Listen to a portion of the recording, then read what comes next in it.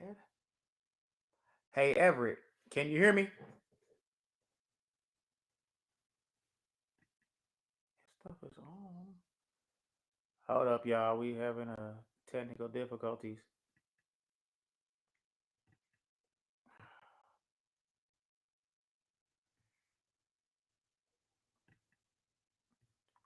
Hello.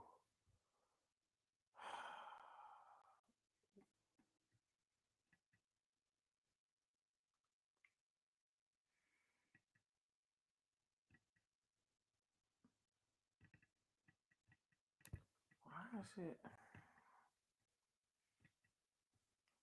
Hello. Hello, hello. There we go. Hey, Everett, can you hear us? Microphone works now.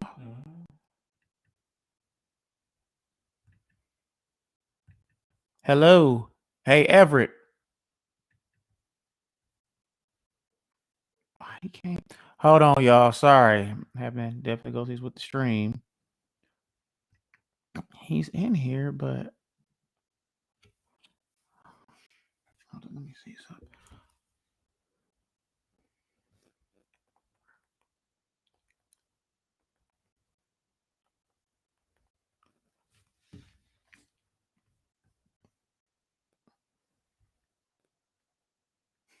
My wife texts me. She's like, "You guys need help up there?" No, it's her computer, so I don't know how to work none of this.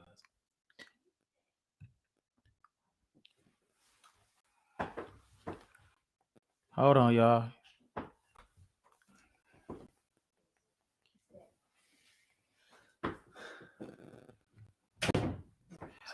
Oh, that's weird. It. Get out of here. God damn it. All right. Kick this guest. Hey, bro, can you hear us now? It says it backstage. That is weird. Hold on. Hello? Everett. He's in here. How loud? I'm on. This is weird. Hi, bud.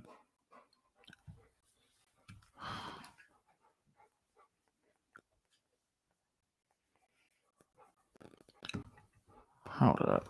Wow, I never had no problems. Straight. Hold up, guys. I'm having technical difficulties today. Okay, last one's germ.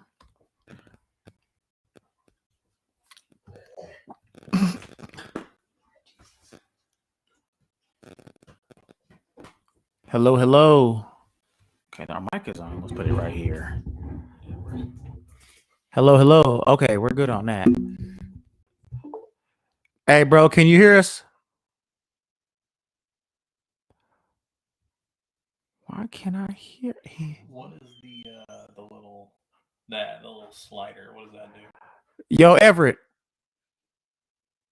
can you hear us? What is going on? Lord, backstage. I'm on it. He's on. We're on the air. Oh, man. Hey, can you hear us now? Still back.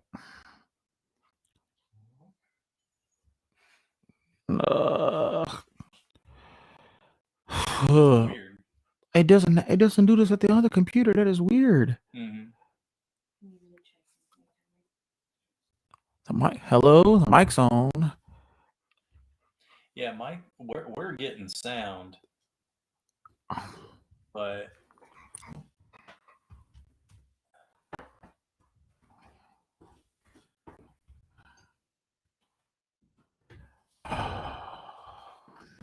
Problems with this. Why am I having problems now? The channels are added. All this is.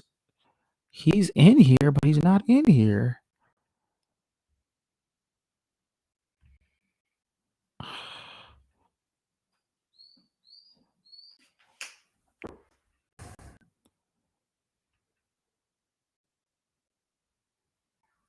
And he usually pops up the camera. Hello, hello?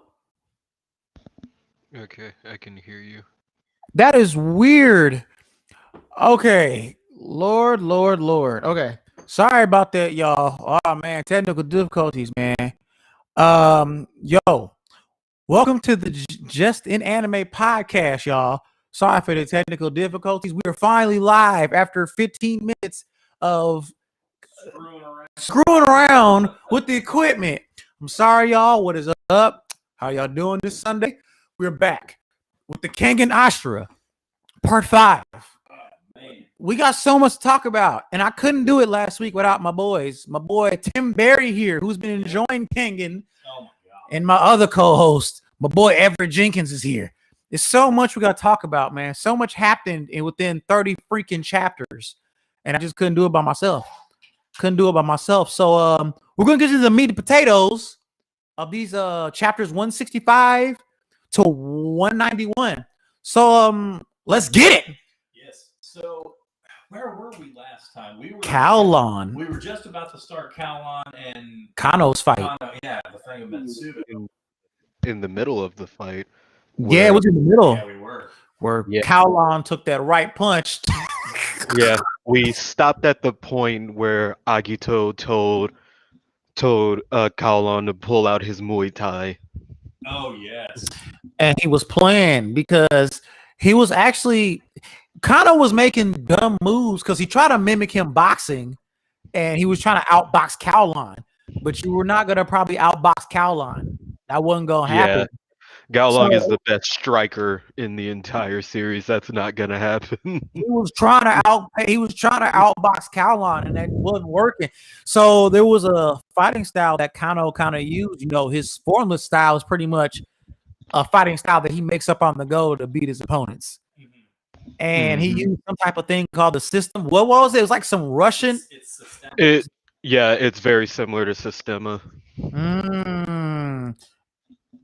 The what was it? It involved so like one thing that was interesting about this, and I think last time we did the podcast, the three of us were talking, and I expressed how much I don't like Kowlon. And because I find him boring, but I will say this fight gave me a really different perspective on Kowlon Onslaught. Yeah, man. Kowlon went, and this fight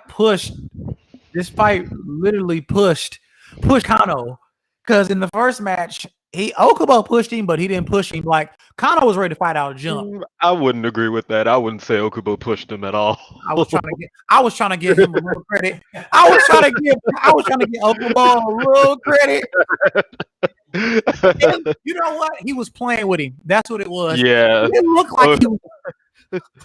I feel bad. Agito was toying with Okubo that entire time. I was trying to give him credit for it. I was like, he pushed him slightly, but nah. Kowlon pushed Kano. Yeah. And there are some hard hits in that fight specifically. Like, and then Kano was making dumb moves. Like he was like he would throw a right and Kowlon would counter with something. He'd throw a jab, Kowlon would counter with something else, and he was just doing wrong. He was like, and the audience was getting shitty. They was like, Kano, what the hell are you doing? And he was like, he's trying to outbox Kowlon, and it's not gonna work. Yeah. And so what you got on this one, man? So what was interesting about this fight is we start to learn more about just how talented of a boxer Kowlon is. Yes. And we also see, like we talked about just now, we see Agito, we see the Fang of Metsudo getting like pushed. Because he does. And Kowlon is really taking it to him. No, he was through most of that fight. He was definitely. Did you think Kowlon was going to win? I did. I really thought Kowlon was going to pull it out. So, my favorite thing about the fight is when Agito is telling Gao Long to pull out his Muay Thai, and then you see Gao Long's expression change. He's like, Muay Thai, I'm about to show you something far beyond that. Yeah. His face was like, "Oh God, what's about to happen, bruh?" Yeah. Another thing that I thought was really interesting, and I don't remember seeing it in the Fang's first fight with Okubo. We didn't get to see much for that fight. Yeah. It's the way that he's drawn. It's the way that the Fang is. It's his face. He kind of has that, like, not really a Joker grin, I knew you was gonna say that. but it's Yeah. it's just that insane smile that he has through the Yeah. whole fight. That's like his person. They That's like refer his, to his switch. yeah, basically he has like, he refers himself in the third person. He's like the Venom. He's like, yeah, I was thinking Venom. He's like, he refers himself in the third person. And no fight, when Kawan started turning up with the Muay Thai and the boxing and mixing it together, he was getting kind of work. Yep. And actually, this is something I didn't know going in, but announcer voice would have kicked in the anime, but the announcer's kind of analytical part kicks in when they're talking about how, like, Muay Thai mainly focuses on the use of the elbows and knees, because point-wise punches aren't worth very much. And so they talk about how Kalan has basically modified Muay Thai to play to his strength, which is obviously just straight punching. And so it's kind of interesting to watch him, like, move into this style that, quite honestly, it seems like the Fang of Metsudo was not expecting. He kind of was not expecting. He was trying. He was delivering certain blows, but it wasn't like really affecting Kaolan as much as we thought it was. Yeah. And Kano's win in this fight was just pure luck, unfortunately for Gao Long, because as the fight progresses, and Agito even says it himself, he can't keep up with Gao Long in terms of blows. And so when they're having an exchange, Gao Long throws out a punch and Agito blocks it with his elbow and it shatters Gao Long's fist. His right arm, his right fist to be exact, his dominant hand. Yeah. And then, because doesn't Gao Long have to, like, move into a southpaw position from that? Because I think southpaw is left-handed boxing. Oh, okay. And then even despite that, he never stopped throwing blows with his broken hand. He just kept going. Because you got no choice against the Fang. I can't recall who said it. It may have been Himuro and Okubo who were watching the fight. They were talking about how basically Kalan, the reason he's, like, throwing these haymakers at the Fang is because he's trying to break things. Yeah. He's trying to break his guard, yes, but what he's really trying to do is break bones, it looks like. Yeah. That's what Kalan really does go all out for this fight, because, I mean, you pretty much, the way they've set it up to this point and all that shit is, if you're going against the Fang of Metsudo, you have to be at the absolute best you've ever been. I think Kano got pushed more at this fight than any other fight he's going to have moving forward, I would say. Yes. Like, so far, I would agree with that. He's dead. And at the end, he pulled an Okubo move. So he ended up finishing off Kalan. It caught him off guard. He did what Okubo did in his fight. Kalan went for a punch, grabbed him, threw him, and then finished it. I didn't think the fight was going in after that. And he kicked him in the face. And then Kalan went down. I said, damn, that was it? Yeah. Like, but I didn't think that was going to happen. I kind of figured, I don't know why, but the way the story was written for the Fang, I didn't think he would lose in the second round like that. Yeah. It's the Fang. Even though Kalan was giving him mad work, he he just had it. It just wasn't enough. Yeah, it wasn't enough. And see, that's the thing. The reason that I honestly thought that the Fang might lose in this round. The honest reason that I thought that is because I figured if anybody's gonna beat him of the people that are left, Cowlon is probably one of the ones who stand the best chance of it. Because I don't think Oma can beat him. Man, yeah, I don't. So we'll have to see what it looks like in round 3. But man, I don't know. Man, and then but I'll go ahead, Everett. I really like when after Agito knocks out Gaolong, he's like, in the end I could never match you in blows. And then he leaves and goes back up to his room, and he's like, was I actually afraid of him? Yeah. Because he's like, even though I broke his hand, that didn't stop him at all. And yeah, that was an interesting thing to see. He's vulnerable. Yeah, like the Fang he's not unbeatable, but he's the way he is now. But he's definitely vulnerable. But he got shitty at himself. Was like, I shouldn't. He was mad. He said that was a horrible win. Yeah, he was really shitty. And well, and I mean, it really humanizes the character. Yeah, you know, we've made over the however many parts we've done so far, we've really at times made the comparison to Yujiro. Oh God, no. God, I can't even. This takes the Fang of Metsudo and kind of makes him a lot more of a human character than we ever see. Oh yeah, like he's vulnerable. And then Katahara said it too. Like he said, this is good for Kano.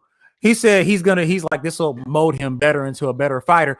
And the end part of this fight, I definitely like when they showed Cowlon with Lord Ramana. And he said, I think Ramana said, our sword. He said didn't he say something along the lines like he said our sword never really got broken or something like that? Like he was reminiscing about Cal. He was glad Cowlon was his bodyguard. And then Cowlon says, I like he had a little homage to Sa Pang. They showed him in the background too. He said, I fought hard, my friend. And they showed him. I said, Kengan has those little moments. It's not always, it has the little warm, touching moments between the fighters, which I like. And then going back to Rama, it's also really cool because he's like, he doesn't think of Gaolong as a weapon. He specifically says, I think of you as a brother. Yeah. See the bonds they have. I love the bonds they have in Kengan. It's not always serious. And this is another thing we didn't talk about is Katahara or Metsudo and Rama the 12th having the bet. Oh yeah. They make the huge bet against who would win. Who's gonna win that fight. Yeah. And they also talk too about how Cowlon came up, or how he earned the title of the God of War. Yep. I don't really that part kind of is a little murky for me. I don't really remember it as well, but I do know that they kind of talk about how Cowlon was as a child was just exceptionally gifted to start with. Yeah, he was already strong from jump. He was also extremely brutal too when he was a kid. Oh yeah. They talk about that. Yeah, Cowlon wasn't no joke. Like he was already bred for greatness from jump anyway, and then his father trained him, and you got Muay Thai to add on to that. Yeah, that made him. He fought his ass off.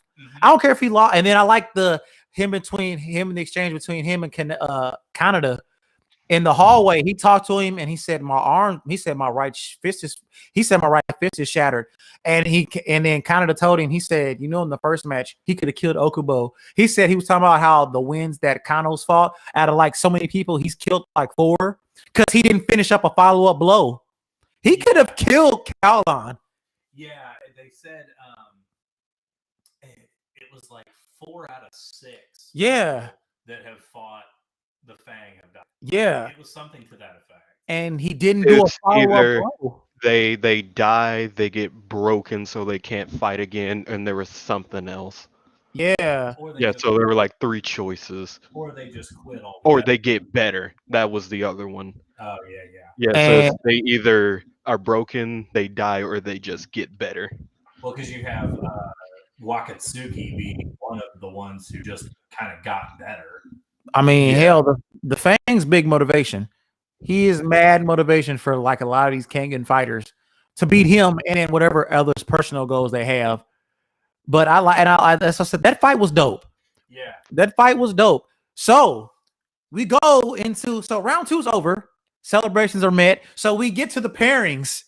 So it's gonna be Wakatsuki versus Muteba. Man, the next fight. Oh, Oma and Cosmo. Woo! And then we get Ray versus Kuroki. Yeah, that's gonna be a good fight. Oh, and then of course the floating cloud. He's fighting Kano. Oh, that's gonna be wild. Yo, I haven't got there yet. Hatsume. Oh, that wait till you get, man. I'm all in for that. So yeah, those is that. Yeah, I'm missing nobody. Oh nope, that's it. That's it. So we're getting close. We're getting close to the end. I will say, like, it's funny reading the anime or the manga has really brought me around to characters that in the anime I didn't like. Because they don't flesh them out as you don't get the anime, you only get so much. So like me being one of them, like that's my boy. I'm all in for Hatsume. He's my boy. I saw when he first fought, I said, I'ma like him. Although I did get a good laugh, and I can't believe I haven't thought about this till now. Aikido, which is Hatsume's fighting style, is the same one practiced by alleged action movie star Steven Seagal. Steven Seagal knows Aikido. I know he knows martial arts, but he knows Aikido. Aikido, yeah. What? He runs he ran an Aikido gym in Japan, supposedly. Yo, I'm about to go find him. I'm like, yo, teach me how to fight like him and I'll be a happy man. You teach me how to fight like Sen Hatsume and I'll be cool. I don't think Steven Seagal can do that. Man, if he can be Hatsume, I'll be cool with that, bro. So we got the pairings. So now we take it back. Before we go into the big event and the next fight, we have a flashback. So Oma's still in a coma. Yep. Almost his fight with Ryan. Yeah. Ryan strong when Oma's still in the coma. And the fights have been the fights are getting fiercer and fiercer as the rounds go, as the tournament goes on. So he flashes back. We flash back to when Nico was training Oma he was like 17 or something. He was a little older then. And he beat up some dude in the alleyway. And he won. It was some street fighter. It was some type of some brawler. It was a drug dealer, and he just picked a fight with him. And Oma used some little tactics here and there. And he ended up beating him. And then Nico showed. He's like, "All right, that's enough for the day." So then we go back to see how Oma learned the final secrets of the Nico style and the training montage. So that started out. I like how that transitioned. I would love had Nico to have been my trainer. What after this? I don't know. Man, this was rough. So So while Nico is explaining all of the 4 katas to Oma, and he's like the secret technique isn't like a kamehameha or anything like that. It's like it's all 4 of the katas working together as one. And then Oma's like, is something wrong, Nico? Because Nico's like deadly serious for once, and Oma's like, it doesn't seem like you're keen on teaching me this technique. Yeah, man. He doesn't really seem too thrilled to want to teach him, and it's just the way we learn really fast as to why he probably wasn't too keen on the training method for this. Yeah, bruh. And I believe the final secret is called Demon's Bane, correct? Yes. Yeah. Yes. Now, this one, because we don't really find out what it is until the very end of this flashback, really. Man. So so Nico takes him out into this forest, like where nobody was, and he said his friend died out there trying to learn the final secrets too, and it didn't scare Oma. I'm surprised it didn't scare him. Yeah. And I like how Nico demeanor changed. He said, "I haven't been here since I learned the final secret technique." And the demeanor changed, like within a snap. Yeah. He said, "Put your guard up."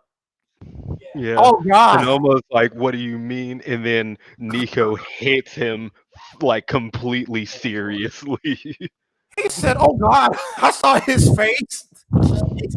like it gets, like Nino's being real ominous about it anyway because he's like, I think him and Oma are talking on the walk through the forest, and he's like, "Have you noticed there's no wildlife here? There's no life at all." Man, yeah, it was dead quiet. Oh, here's an interesting tidbit that we forgot to bring up. And when Nico is talking to Oma about it, he's like, "This is how I learned the secret technique." And then Oma's like, "Huh? Didn't you create the Nico style?" And then Nico's like, "I'll talk to you about that later." Yeah, I forgot. He did mention that. You know, that's Yeah. gonna be a secret. You'll learn more about the Nico style, my boy Tim, as this because they're explaining it more now. They're getting little tidbits. I didn't forget about that. He did say that. That's something. Forgot too. That's something that you could be looking forward to. But one thing he did say, like Nico, I think does explain like there's something weird about the magnetic force in the On the island or when the island were there. It's in the forest that they're in. There's something about the magnetism around there will not allow anything to live there or to grow there. Oh, I think he did. He does just say he's like, I believe he does say like the only way you can learn Demon's Bane is to basically have a brush with death. Yeah, you got to be. Yeah. So he takes him out to a place that is literally nothing. Yeah. And then another thing that we also didn't bring up is also important to it is that he puts these weights on Oma's arms and legs, and then he's like, "Oh, they're around like so kg each, but it doesn't really matter." And then, yeah. And I believe the training is basically if you can land a single blow on me, it's all over. Correct? So the training is really just getting Oma used to fighting on the verge of death. Because as the training progresses, even though Oma is basically like he's dead on his feet essentially. He's fighting the absolute best that he has ever done. He starts dodging Nico's attacks and all of that. And then afterwards he's like on the ground, he's like, I can barely even move, and like because of these weights. And then he starts realizing it's like the weights like don't matter. And then it's like he realizes that he kind of like has to prop himself up on his bones and just like move with his bones itself instead of just relying on his entire body. And then he does a technique that we don't know what it is just yet, and it actually damages Nico, and Nico goes, "All right, I'm gonna take off my weights," and you find out that Nico has been wearing weights that are way heavier than what Oma had on. He was a goon. He was training the whole time, beating Oma's ass with the weights on, and he had more weight than Oma did, but he's moving freely. And that was another thing too that we haven't really talked about is the fact that basically Oma's not being able, like he's not being let to rest. Man, when he woke up, when he first trained him, and he went to, he said, "You can sleep, rest up," but he didn't say for how long. Yeah, and then he just appeared behind him. He's like, "All right, your break is over." And it's just the kick. He said, "What?" And the kick. He's like, "Huh?" It was funny as shit. Like he just caught him off guard. He said, "I didn't say you could sleep till morning." And he was wrecking Oma. This is a long thing. It was like 10 days. Yeah, it was like 10 days of ass beat.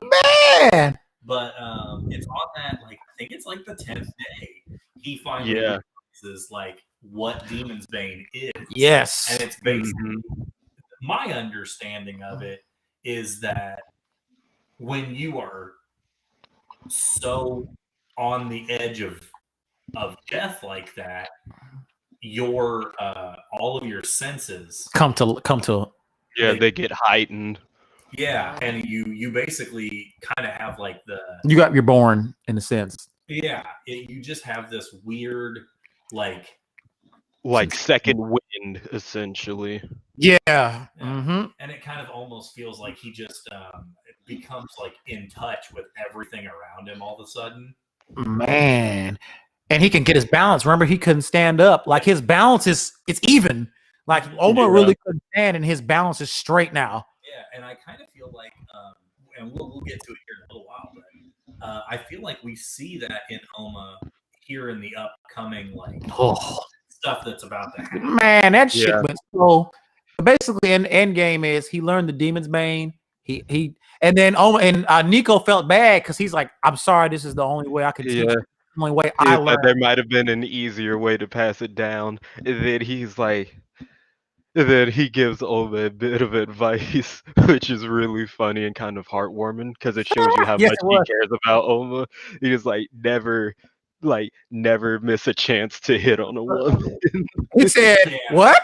He was like, "Yeah, He said, "You know, I probably don't know nothing about that. I'm a player, so I'm a ladies man." I said, "Yo, yeah, he's like, I'm a ladies man, unlike you." Yo, Nico is the coolest mentor, and he can fight. Yeah, man, Nico. If he was still alive, man, Nico cold. I would have had that. Like I said, if I had a master, it would definitely have been Nico. Yeah. So that was definitely another heartwarming moment. But we get to the nitty gritty.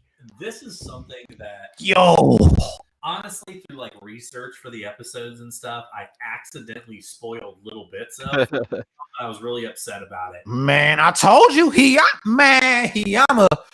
Oh my! So I mean, we've seen up to this point, just to say we're flashing back to present day after the flashback with Oma, but we're seeing just the full weight of the game that Toyo Electric Power is now playing. Man, I wasn't expecting this. I knew something was going to happen, but I didn't think what this was because, he mentions about he got his own bodyguards. Yes. And they're surrounding the island.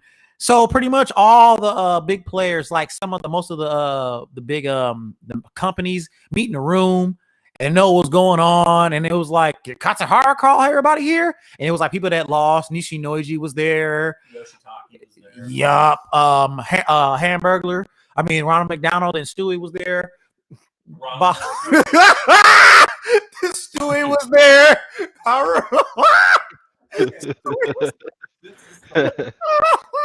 So we're gonna get into this. So they all gather in that room and they're like, "Okay, why are we here? Did Katsuhara call you here?" And everybody's like, "No." Did they call you here? And everyone seems very confused as to why they've all been brought into this. Basically, it's like a conference room, if I remember right. Yeah, it was a conference room. Mm-hmm. And then Katsuhara, Lord Ramana, and old man Kure and the bodyguard show up. And he said, then the next thing was like, y'all having a party here or something? So everybody's clueless of why the hell we in this room. And then all hell about to break loose. Yeah, and then that goofy face. Yeah. That goofy face from Yoshitake popped up and Hiyama shows up. Yeah. And he's like, "What the hell's going on?" He's like, "It's about to be a takeover. It's about to be a coup d'etat." Yeah. Shit got shit. It was that shit went down. So we see the Guardian because they show Adam Dudley, Cosmo. Adam's pushing Cosmo in a wheelchair around. Kowlon, Canada, and it was somebody. I think it was it. And then all the Guardians surround them. Yes. And then then they show them surrounding other Kengan fighters. Like, I'm not gonna lie, out of the three, I'm not been surrounded by Setsuna, Akuya, or Ryan. I'm not messing with them, bro. No. I'm not you see me? I'm not messing with them. So essentially what seems to be happening here is that Toyo Electric Power and Hayama have all these bodyguards that are on level playing ground with Metsudo's bodyguards. Mm-hmm. I mean, truly dangerous individuals, and he's got a lot more of them. Oh, he had a whole army. An army of them, and some of them were surrounding the dome, the Kengan dome on the island. Some of them were inside the dome. Mm-hmm. And we learned that Hayama, as an insurance policy, has bombs placed all around the dome, and he's gonna bring that shit down. Yep. Yeah, if he can't win, he's just there's not gonna be a Kengan. There ain't gonna be no damn Kengan association. I'm gonna blow this shit up. Yeah. And he was like, oh, and pretty much, oh, so Ronald McDonald and Stewie. So Hayama coerced a lot of people into pretty much trying to help him try to take over the dome. And then you know who planted the bombs? The Heavenly Wolves pounded the bombs. Which was With Ren Kaido. Yeah, Kaido. Yeah. But he disappeared supposedly from the island because nobody couldn't find him. So he planted the bombs, and then, like I said, Ronald McDonald and Stewie helped him. So, and then it was other people that was in there too, that was in on it to try to help Hayama. Yep. So Hayama's like all these demands, and then you know, Ryo, old man Kure was like, "You should have killed him a while back." Yeah, he was like, "No, you should have got him up out of here the first time he tried to test you." And because they showed a cool picture, the guy from Village of the Dawn, Gramps, he was like, "What happened to us, Hayama, in our dreams and all that?" And he said, "You can shove them dreams up your ass." Yeah. And I was like, "Damn, the betrayal's real out here." One thing that cracked me up, and you know, we've seen so far of how like Kengan takes things from real life and they bring them into the manga, but they're just slightly different enough to avoid a lawsuit. And they're talking about bringing the bombs or about blowing up the dome, and someone is saying like, "You can't do that. Like, we have companies here. We have foreign dignitaries like President Mobama, President Flump,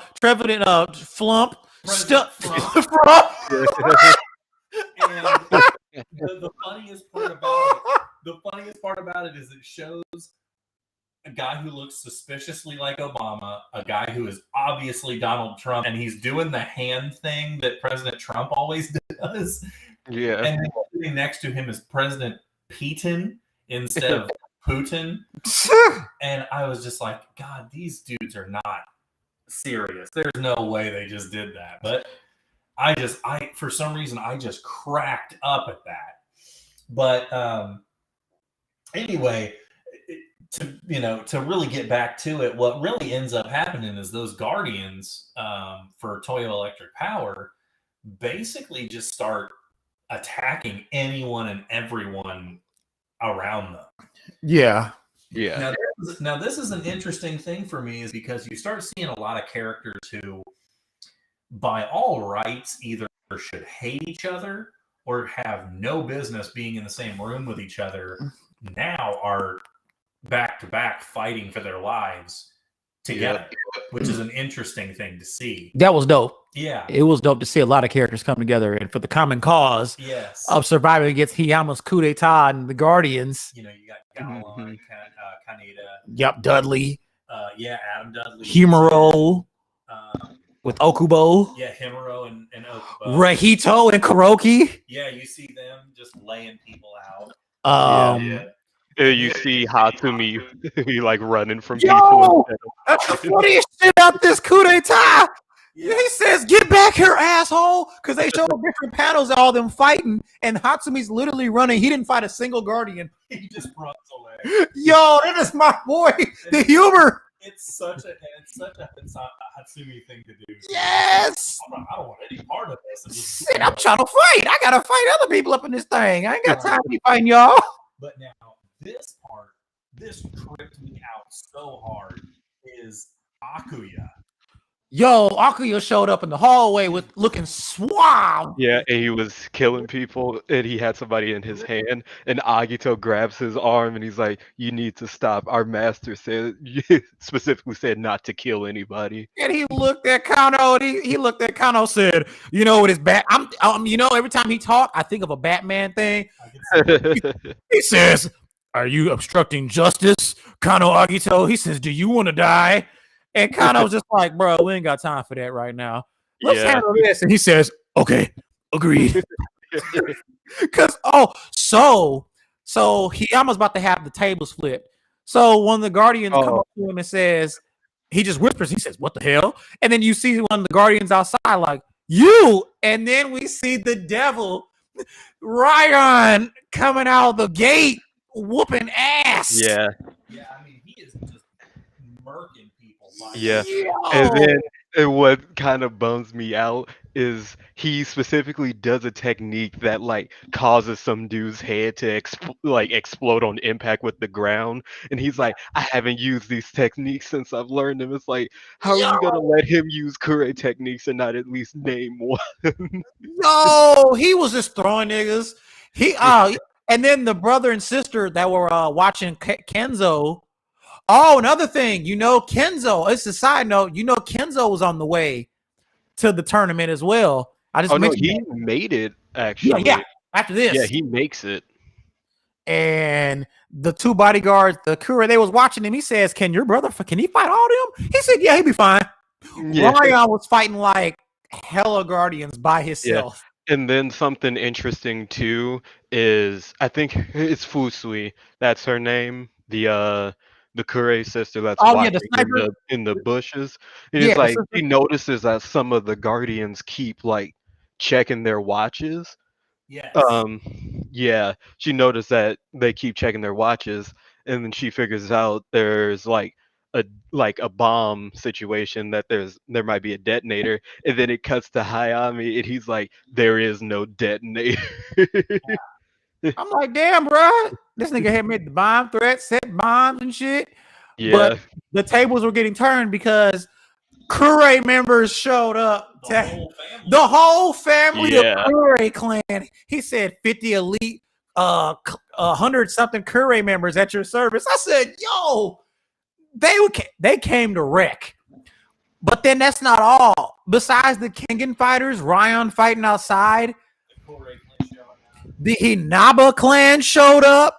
The freaking Gurkha hero Haro's clan showed up. Yep. The Raid's master showed up. Like all of their masters showed up. Yeah.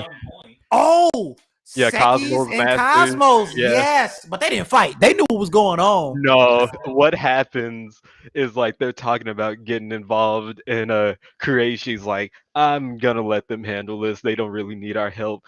And then Sekibayashi's master gets up and he's like, oh, I'm gonna go to the bathroom because he's gonna go fight. He really got to actually piss.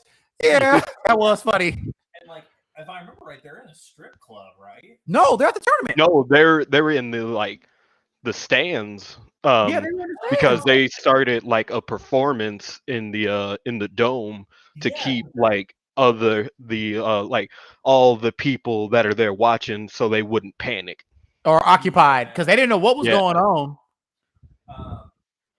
And then like another thing that I kind of thought was interesting, frickin' Hassad showed up again after getting head butted off a boat in like before the tournament even started. Oh yeah, Hassad showed up, and I told you the medicine man. Yeah, he was there. Yeah. Oh, we got to see the bodyguards. Oh yeah, so Takayama fights Ganja, I think that's his name. That nigga got and then he's like, I couldn't stand you from the moment I saw you. No. And then gosh, he's like, what's that supposed to mean to me? You're just a loser that couldn't become the Fang. I said, oh, you just. This is like next level shit talking. Oh yeah. He got wrecked. Now, I'm thinking too is because Takayama reminds me of a character from Baki, and his name just is Hiyama. Is it not? I know what you're talking about. Yeah, Hanayama. Hanayama. Yep. He also wears the face mask. And, after he got his shit blown off. And so during that fight, which I thought was one of the coolest things in the whole coup art, is like dude has a sword. Ganja's got a sword. Yeah. And Takayama's just barehanded, and I mean he just works this dude. He takes the sword to the hand too, and it splits down his finger. Yep. Yeah, and he lets it cut his finger off, and he gets a blow on Ganjo and just caves his head in. And then he's like, you know what? This is a cool sword. I'll take it. Yo. Oh my God. I skipped this part. So I forgot about Hanfusa Sekibayashi, Mutaba showed up to help fight. Oh yeah. Haro, Kazuo, and of course, Oma's unconscious, and then Mokiji was in there too. Hanafuda took down some of the guys too. Yep. But then, so there's also another part before we get to the Oma part that we neglected to mention, where Gaolong is like fighting Longmin, this dude that's like using this like big whip thing. And he's like, and they're talking about like the supreme disadvantage between like somebody with a weapon and an unarmed fighter. Yes. Yeah. And so like he dashes in and then Gaolong immediately moves back and you see he gets his shirt cut and he's like, oh, that dude's a master with that weapon. True. Yeah. Oh. And then Kaneda and Cosmo are there, and then Cosmo gets out of his wheelchair, and he's like, "I kind of want to fight him because I feel like I'm on the verge of like evolving." Oh, and yes. If I remember right, Kaneda's like, he's like, "Did you not just see what just happened there?" He's like, "If you get near that thing, he'll cut you in half." He's like, "I don't give a damn." He's like, "I don't care." He's like, "I need to do this." And Cosmo was just like, "Well, I guess I'm just gonna not have to get hit." Yeah. And he's already broken down, gets out the wheelchair, and he jumps in the fray. If I'm not mistaken, Kaneda even says before he stands up, he's like, "Are you seriously thinking about getting involved in this? You're the most injured person in the tournament." Yeah. Like, yeah, I'm still jumping in here. He's like, I can't stand by and do nothing. So I'm gonna have to fight. I guess I'm gonna jump in and fight. Yeah, and so you see Cosmo like start dodging, and then Long Mean gets faster, and then you notice that he's using the advance, and then he like loosens his collar, and you see a very important tattoo on him. Because we're gonna backtrack back to that. So when we're in the room with Oma, so Haru tries to get Kazuo, Mokiji, and Oma out the room to get them to safety because they can't. Oma's still knocked out. Mokiji's knocked out, and Kazuo can't fight. So they get to the room, and then that one dude, Rango, with the rapier, comes in the room. Karo comes back in, jacked up. And then basically Oba was like, I need to take Oma to Kita. No, he told Kazuo, get out of here. Yeah, he said like take Oma and leave. Yeah. And I'm like, that's not gonna happen. But then too, he says to himself, now I told Tim, he says, I can go past the Guardians. He's not with Hayama. No, not at all. He's not with Hayama at all. And he does make mention of Oma Tokita being the Tiger's vessel. Yep. Yes. We don't know what that means yet, including myself. Yes. We learn about whatever the Tiger's vessel is very important, so they need to keep Oma alive. But so when he goes, the dude tries to stab, he was like, I'm gonna stab Kozo, I'm killing him. Oma wakes up. Yeah. But he's like, and then Kozo was like, Oma, you're up. Oma looks different. Like, his face, he looks way calmer, and he is like, almost like, what's been happening since I've been out? And then he nearly like falls over. He's like, oh, I took a lot of damage. Yeah. Yo, Oma, this is Oma reawakened. Even though he's dying, this is a totally different Oma from the first two rounds. It's really interesting too, which is what I like about Oma, is like before all of this, he was a really cocky dude that was just like a huge shit talker. And then you got the flashback when he was with Nico, and he seemed like a completely different person.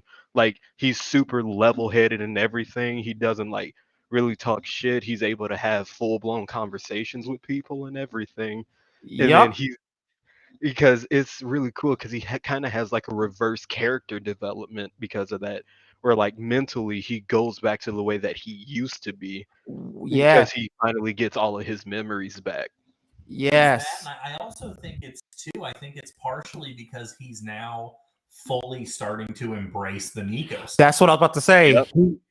He's finally, after Nico explained to him what happened and like, this is yours and the technique now, I passed it down to you. He believes in his master's teachings and he's finally using it to his full advantages now. Yep. when he broke the sword, when the dude tried to stab Kazuo and Oma grabbed it with his, he said that was too predictable. And He grabbed it break with the sword. two fingers, breaks the sword, and then Yo, Oma immediately steps into like sword like canceling range, so like he couldn't swing his rapier even if he wanted to. yo. I was like, what Oma is this? One thing that was Whew. interesting, and to call back to Demon's Bane, and why my first inclination is he's tapped into that technique, is Kazuo even says like it looks like he's just standing on his bones. Yeah, he said he's standing straight or something like that. Call back to it. Yeah, he was standing straight up. He said almost posture is different. Yeah. But that was one thing that I found so insane during this whole coup arc is that I was like, wait a minute, some of these guys are using the advance, and they call it by its actual name, but I can't. Oh, this is like what I can't remember his name. The dude that showed up in front of Kazuo and Haro. I think it's Rango. Yeah, something. Rango or Well, something like let's that. call him Ranjo. He Ranjo. starts to use the advance, and then he's like, "If you won't come quietly, I'll just have to beat the shit out of you and He was just like, drag "All right." you there." And then Oma's like, "Oh, I just remembered the advance is called the possessing spirit. Like I had forgotten the its real name until now." Oh, yep. And then said something. No, pretty much. So pretty much the coup was coming to an end. Pretty much everybody is putting work on the Guardians. Oh, and we see Retsudo, and we see the other bodyguards of Metsudo fighting on the outfight, helping to help fight Ryan. And he said, "What the hell y'all doing here? I don't need y'all help." Yeah, I don't need help. But he gets injured. Like Ryan beats the shit out of the rest of them. And then we see the other another interesting character, Kawhi, the other bodyguard, Masai. There was a few in that one sequence with Ryan. There was a few of them. He just straight up murders a couple of people. Oh yeah, they can't direct shit. He specifically murders the dude that injured him with his like sickle weapon. Oh yeah. Yeah, he fucked him up. He twisted his head. He like twisted his head and like I was like, oh yeah, that's true. He did. Yeah, he took skull around. That was dope. Pretty much the coup is coming underway and Hiyama's losing leverage. Oh, so Nogi's a goon. So Hassad was really working for Nogi and Katahara. And it cuts back to the conference room and Hassad has like pinned Hayami and is like, your coup is over.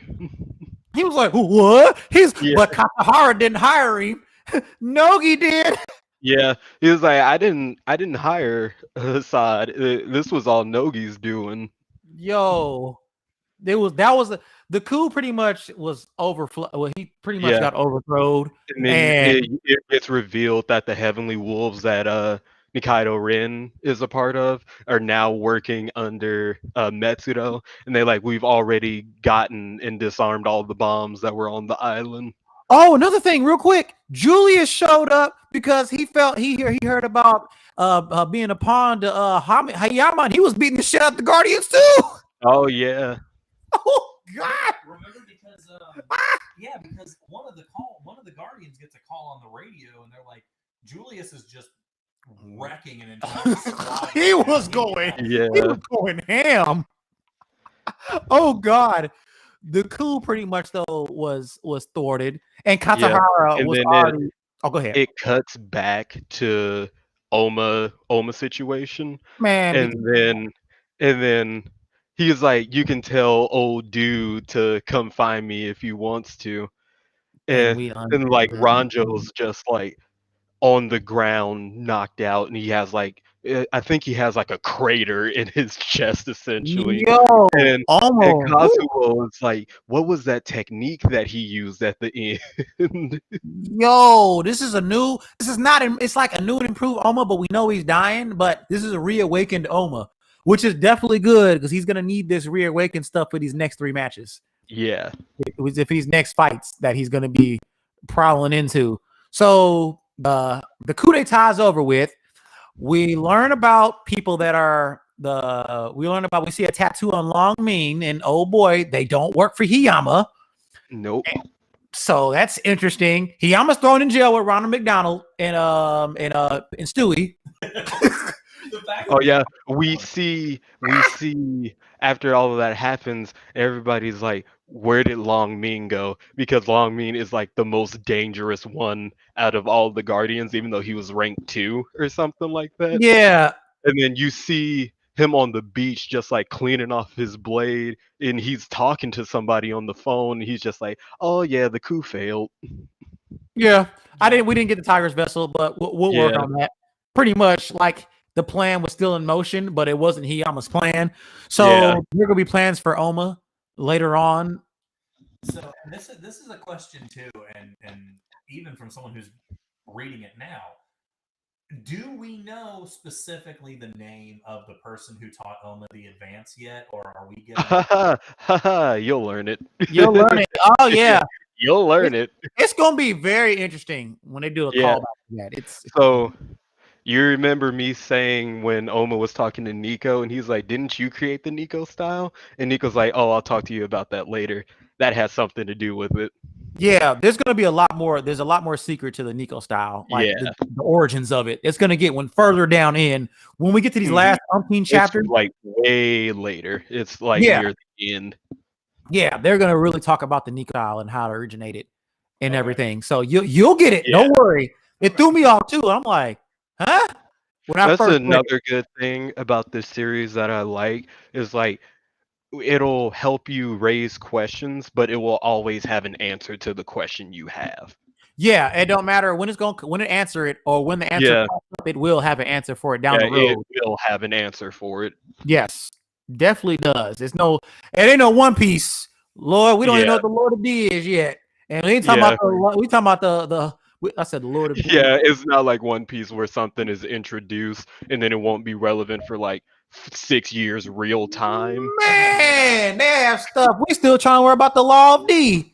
Good Lord. Like Jinbei was revealed, like his name was dropped like on chapter 32 or something, and then he doesn't appear in the series until like chapter 400 something. Oh yeah, man, they wilding. Yeah. I'm always down for something that has a long payoff, but man, I don't know about that. I'm telling you, man, One Piece is still amazing. It does give you. It does really good. One Piece is still real good. Great masterpiece. But so we're back to the coup. Coup's done. Everybody's pretty much celebrated, and then we get the mention of. So Raya, everybody's celebrating. Oh, I forgot. Skimmed over this real quick. It was so much going on. The freaking sumos was helping too. Yeah. And Rihito's workers, the Kamada the Deva King and Ivan were there too, and they were like crying in the corner. And then Bondo was tied up in there. He was like, it sure is getting rowdy out there. And then he's locked they up. let him out, and he kills all the guardians that are there. And then the thumbs up. Ivan and Komada are like screaming, holding each other, crying because they had to witness that. And then Bondo had a thumbs up, like, yeah, everything's good here. And it's like, this is crazy, bro. He just killed everybody in this room. Oh, and then Ryan was yelling at Retsudo and Masai and the rest of the Guardians, the bodyguards, for helping him, and he's shitty. Yeah, he was, and that's another thing too that you don't really get in the anime, but you definitely get it a lot in this. Is that Ryan is just. He curses like a sailor constantly. Yeah, yo, it's funny as hell. That wouldn't like you jackass, get back here. Like at one point, yeah. I think he calls them all bitches at one point. Yeah, and then something that's funny too. I remember in the anime because I watched up to a certain point. Is when Rihito is in the bathroom right before Ryan goes out for his match, and then he pops up on him while he's peeing, and he's like, "Oh, you got a nice package there, brother." And then like specifically in the English dub, Ryan's like, "Nah, I'm just fucking with you, dude." Like, I was surprised they kept that. Yeah, right. That wouldn't be true to his character. They took any away from Ryan. I love his character. He's funny as shit. Actually, this is one thing that I can't believe I forgot during the whole coup thing, and we were talking about how like characters who, by all rights, should hate each other suddenly are back to back helping each other. Muteba, when he gets involved. Yeah. The first time you see him during the whole coup, he actually has just jammed his fingers through one of the Guardians' throats. Hey man, Mute was a goon too. And Yeah. Sekibayashi is there, and he turns around and he sees him, and he's like, "Oh, hey, I guess I never paid you for the wrestling lesson." I never paid my tuition. And he was like, "All right." He said, "I can deal with that." I said, "Oh, I love." He was like, but if you want, I can work it off for you. And Sekibashi was like, yeah, just don't kill me. Yo, that was good. And what was funny about that too is because you see somebody in the background who I think was Himuro is like, wait, so he's a good guy now? What's going on? Yeah. He kind of is confused. Oh, yeah, I think it's Inaba Rio because he was there too, and he's like, "Oh, I guess he is a good dude after all." Yeah, man, I love the support. I love the camaraderie of the Kengan fighters during the coup d'état. Yeah, Like it ended, like I said, it ended like Hiyama thought he was gonna take over, and it got thrown in his face really hard. That's what I like about Kengan over Baki too. Is like at the end of the day in Kengan, it's just a fight, and there's no hard feelings. They're just representing businesses. It's just And like more often than not, they end up becoming friends. Like Cosmo and Dudley are like brothers at this point. Yeah, basically. Yeah, I love it. And then Canada and Kowlon. Yeah, like I said, the interactions with certain characters is funny. It's definitely funny. It's something to add to the mix of Kengan. But yeah, it is interesting to see like all of that coming together, like because basically they don't have a choice. Yeah, they got to. Yeah. And so it's really an interesting arc. Like I was not expecting this. Me neither. Even though so much of it, like parts of it, got spoiled for me because I knew a coup was coming. Yeah. Research had spoiled it for me. I actively like sought out to not have too much of it spoiled. Yeah. Understand. And then briefly going back to the Kengan and Baki like comparison, I love that. I think I brought it up before, like Sandrovich, the author of the series about Gaolong, he's like, I'm tired of like these boxers being like jobbers in other manga. And like yeah, Man, that was an Sandrovich, embarrassment. Sandrovich is like, in what world would the heavyweight champion of the world be weak? Yeah. Like, and Kowlon is not weak. Well, and I think also too, I think that is a that could be a cultural thing. I mean, it could be that, you know, maybe people who study martial arts kind of do look down on boxing as being kind of a sport, like just a lesser fighting style, because it's just hand. It's just they don't consider it as real martial arts. As that could be. I don't know that for certain, but it seems like that's how it's portrayed. The way Kowlon uses boxing, I box like, man. So after the coup, everything settles down because we're going into the next match. We learn about the worm slightly. Rio was like, do they know how because he was looking at everybody was celebrating and stuff, talking. We see Kenzo show up to talk to Kazuo. Everybody's there drinking, having a good time. He was like, they're so not unaware. And he said, the worm. Yeah, I heard about them. And then he's like, you knew? And Katahara was like, yeah, I pretty much already knew about them. Well, that was another thing we talked about too before we started the stream today is with Katahara and how he was so calm during the entirety of the coup, because you don't get to be in the position he's in just by luck. Like, that is a maneuverer, and you don't get to be the chairman and stay the chairman for as long as he has been without just in general just being a step ahead of everybody at all. Yeah. I think they say like he's been the chairman for like 50 years or something like that. Katahara's been in the game for a while. Oh, real quick. I'm sorry. I keep going back to it was so much. Shout outs to some of the fighters that lost. We got to see Yoshinari Kano. We got to see my boy Saw Pang throw hands. We got to see Takayuki Shiba. And I think I'm forgetting nobody else because it was everybody. Nezumi fought too. Nezumi was fighting too. Shout outs to them. I forgot. The Ray. The super tall dude that The one fought picking out- Ray that got KO'd in like half a second. Oh, Yeah, him. Oh, I remember seeing him. yeah. So pretty much the coup ended, and then we talk about the worm. So we get to see the little talk between Kenzo and Kazuo, and they got the bond. He ain't seen his son in like forever. So as we go into the next fight, which will be our end to this series, to this episode today, the next fight is Cosmo versus Oma. Oh, man. Oh yeah, and what I really like about this is they keep Kazuo keeps trying to get Oma to stop fighting because he knows Oma's gonna die.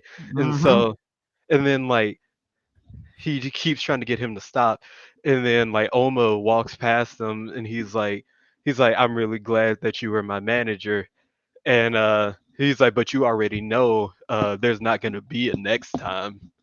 Like, yeah, I'm not stopping. yeah, he's like, I'm not stopping. There's not going to be a next time. I And felt so he goes bad. out there anyway. And he started crying. He was like, I knew you wouldn't stop, Oma. Yeah, said, even if I felt wanted bad. you to, you wouldn't. That's the dedication. This is a new improved Oma. So we get Oma coming out. So we go to Cosmo's locker room. No. So we get Nishinoiji. He was going to substitute Cosmo. Yeah. Yeah, he was going to substitute Cosmo with Okubo.